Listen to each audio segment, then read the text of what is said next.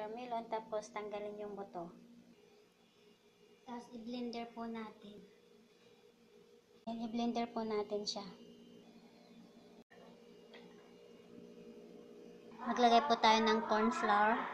Maglagay tayo ng konti dito para pang tunaw natin sa corn flour.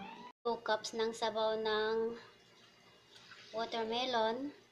1/4 na sugar.